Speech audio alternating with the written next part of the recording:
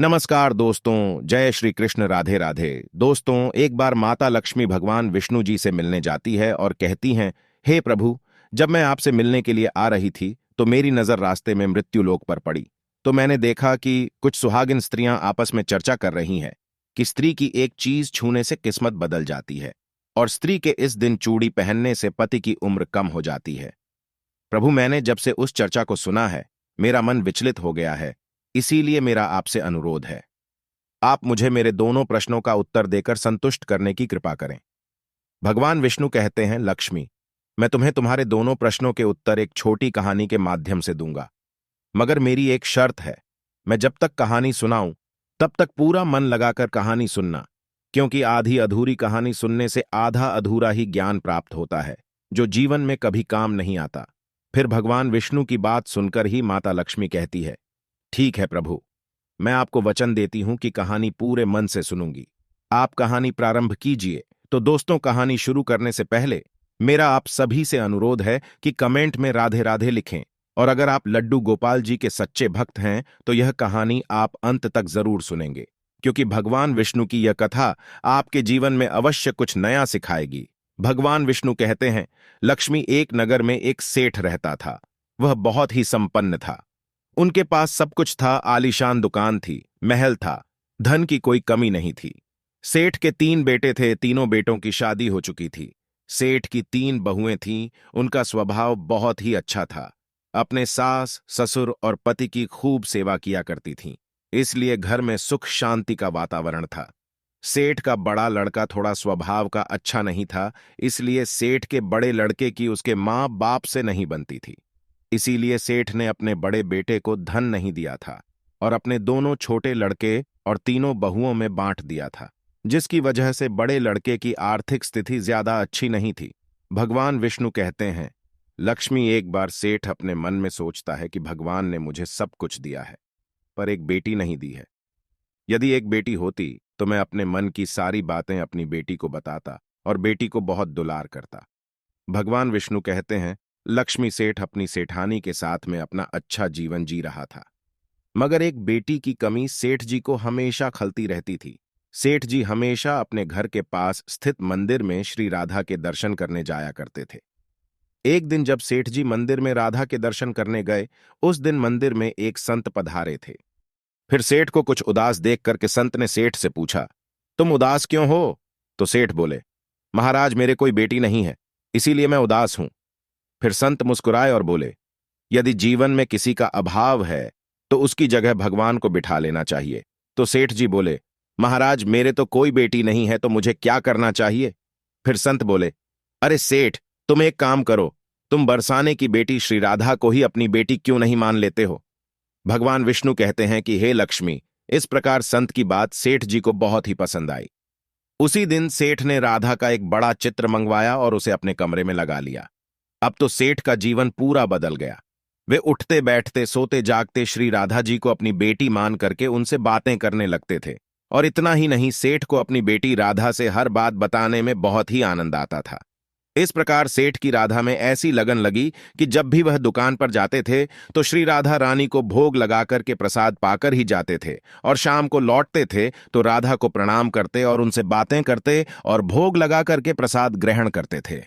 भगवान विष्णु कहते हैं कि हे लक्ष्मी, उस सेठ ने जब से राधा को अपनी बेटी के रूप में स्वीकार किया, वह हर समय प्रसन्नचित्त रहते थे। जब भी सेठ से कोई पूछता था कि तुम्हारे कितने बच्चे हैं, तो सेठ हमेशा यही कहता था कि मेरे 3 बेटे, 3 बहुएं और एक बेटी है। भगवान विष्णु कहते हैं, लक्ष्मी, एक दिन सेठ जी के घर में चूड़ी पहनाने वाली मणिहारन आई, तो राधा ने सोचा कि आज तो दिन ठीक नहीं, और आज के दिन तो चूड़ी पहनना अशुभ होता है। इसलिए श्री राधा जी ने अपनी माया से उस मणिहारन की चूड़ियों का रंग खराब कर दिया, जिससे सेठ की बहू ने चूड़ी नहीं पहनी और मणिहारन को वापस कर दिया। उधर जब 2 दिन के बाद में वही मणिहारन उन चूड़ियों को देखती है तो वह चूड़ियां सुंदर हो जाती हैं। फिर मणिहारन उन्हें चूड़ियों को लेकर के सेठ के घर वापस आती है तो सेठ की तीनों बहुएं चूड़ियां पहनती हैं, और बाद में राधा भी चूड़ी पहनने के लिए प्रकट होती है। और जब राधा प्रकट हो गई तो मणिहारन ने जब राधा का स्वरूप देखा तो मणिहारन उन्हें देखते ही रह गई। फिर राधा रानी मणिहारन से कहने लगी, मुझे भी चूड़ी पहनाओ। उधर राधा जी की बात सुनकर के मणिहारन ने मन में विचार किया कि हो सकता है कि सेठ के घर पर कोई मेहमान आ गया होगा, क्योंकि हमेशा मैं जब भी इस घर में चूड़ी पहनाने आती थी तो सेठ की केवल 3 ही बहुएं दिखाई पड़ती थीं जो हमेशा चूड़ी पहनती थीं, मगर आज ये चौथी बेटी मुझे नजर आई है। लगता है कोई मेहमान होगी। भगवान विष्णु कहते हैं कि हे लक्ष्मी। और फिर ऐसा सोच करके उस मणिहारन ने राधा जी को चूड़ियां पहना दी। अब राधा रानी चूड़ी पहन करके एक कोने में जाकर के अंतर्ध्यान हो गई। सभी को चूड़ियां पहना करके मणिहारन हमेशा की तरह चूड़ियों का पैसा लेने के लिए सेठ की दुकान पर चली गई। फिर मणिहारन को देखते ही सेठ कहने लगा, लगता है घर पर चूड़ियां पहनाने गई थी। तुम हमारी तीनों बहुओं को चूड़ियां पहनाकर आई हो, ये लो अपने पैसे। मैं तुम्हें देखकर ही समझ गया कि तुम दुकान पर पैसे लेने के लिए आई हो।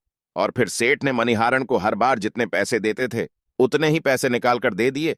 तो मणिहारन कहने लगी, सेठ जी, इस बार मैंने 3 जनों को नहीं बल्कि 4 जनों को चूड़ियां पहनाई है, इसलिए इस बार मैं ज्यादा पैसे लूंगी।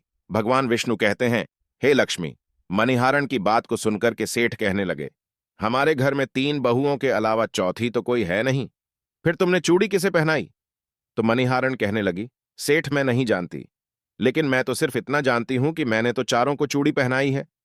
फिर इस प्रकार मणिहारन की बात को सुनकर के सेठ कहने लगा, ठीक है, पहले तुम 3 लोगों के पैसे ले जाओ, बाकी के पैसे मैं पहले घर पर जाकर पता करूंगा। चौथा कौन है जिसे तुमने चूड़ी पहनाई है, पहले मैं घर पर जाकर पता करूंगा, उसके बाद तुम्हें पैसे दूंगा। मणिहारन बोली, ठीक है सेठ जी, पहले आप घर पर पता कीजिए, उसके बाद मुझे मेरे पैसे दे देना।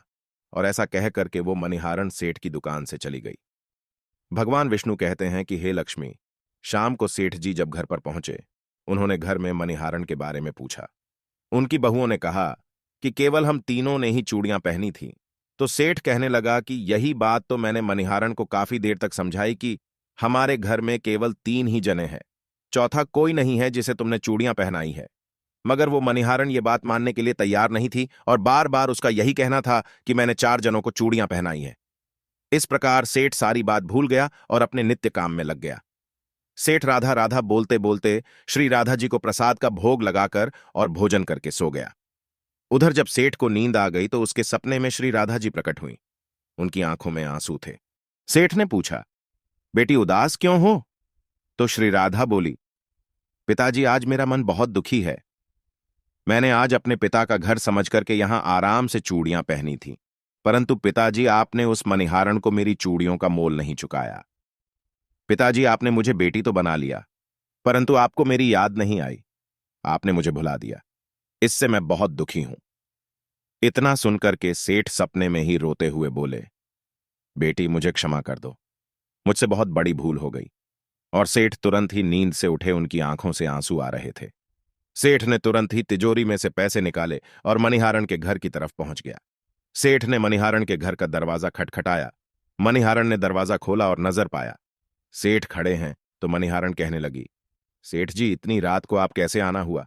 और फिर मणिहारन सेठ को अपने घर के अंदर ले गई। सेठ मणिहारन से कहने लगा, तुम्हारे जैसा भाग्यशाली कोई नहीं, तुम तो बहुत ही भाग्यशाली हो। तो मणिहारन कहने लगी, सेठ जी ऐसा क्या हुआ? तो सेठ बोला, मैंने राधा जी को अपनी बेटी बनाया है, परंतु मैंने उन्हें कभी भी अपने नेत्रों से नहीं देखा, लेकिन तुमने आज उन्हीं राधा जी को अपने हाथों से चूड़ियां पहनाई है।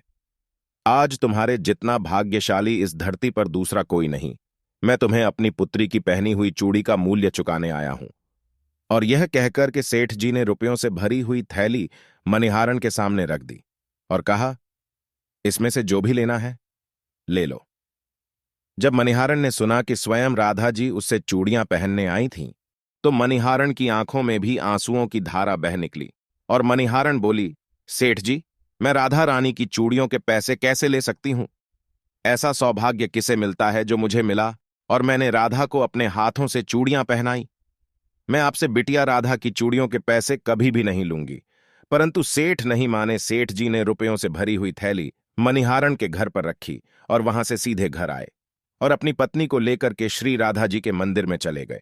और उस दिन के बाद में सेठ जी ने अपना सब कुछ छोड़ करके सन्यास ले लिया और अपना सारा जीवन राधा जी के मंदिर में राधा जी की भक्ति करते हुए बिता दिया। इधर तो सेठ मंदिर में राधा जी की भक्ति का दीवाना हो जाता है और अपनी पत्नी के साथ में मंदिर में रहकर के राधा रानी की भक्ति करने लगता है। उधर राधा रानी बड़े लड़के के सपनों में पहुंच जाती है और कहती है, तुम अपनी मां की सेवा नहीं करते हो, इसीलिए तुम्हारी यह स्थिति है। तुम आज से ही अपनी मां के चरण स्पर्श करना प्रारंभ कर दो। रातों रात मैं तुम्हारा भाग्य देखना कैसे बदलता है।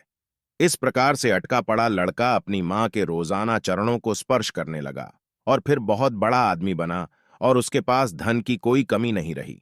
फिर भगवान विष्णु कहते हैं, लक्ष्मी, तुम अपने पहले प्रश्न का उत्तर समझ लो। तुम्हारा पहला प्रश्न था कि स्त्री की कौन सी चीज उसे बिना बताए छूने से रातों रात भाग्य बदल जाता है। तो ठीक से समझ लो, जो इंसान सेठ के बड़े लड़के की तरह अपनी मां के चरणों की सेवा करता है, मां के चरणों का अमृतपान करता है, उसका सोया हुआ भाग जाग जाता है और एक दिन ऐसा इंसान बहुत बड़ा आदमी बनता है। भगवान कहते हैं कि लक्ष्मी, अब तुम अपने दूसरे प्रश्न का उत्तर सुनो। तुम्हारा दूसरा प्रश्न था कि स्त्री के किस दिन चूड़ी पहनने से पति की उम्र कम हो जाती है। तो समझ लो, जिस दिन मनिहारान सेठ की तीनों बहुओं को चूड़ियां पहनाने के लिए आई तो राधा जी ने देखा कि उस दिन मंगलवार है। इसलिए राधा जी ने अपनी माया से उन चूड़ियों को काला कर दिया, जिससे सेठ की बहुओं को चूड़ियों का रंग पसंद नहीं आया। और फिर मनिहारन अगले 2 दिन के बाद यानी शुक्रवार को आती है तो चूड़ियों का रंग सुंदर हो जाता है और सेठ की तीनों बहुएं और राधा चूड़ी पहनते हैं। इस तरह हमेशा के लिए सचेत रहने के लिए राधा रानी सेठ के बड़े बेटे की तरह सेठ की तीनों बहुओं के सपनों में आती है और चूड़ी का महत्व बताते हुए कहती हैं कि हर सुहागिन स्त्री को चूड़ी पहनने से पहले कुछ बातों का विशेष ध्यान रखना चाहिए। नंबर 1, सुहागिन स्त्री को चूड़ी पहननी चाहिए।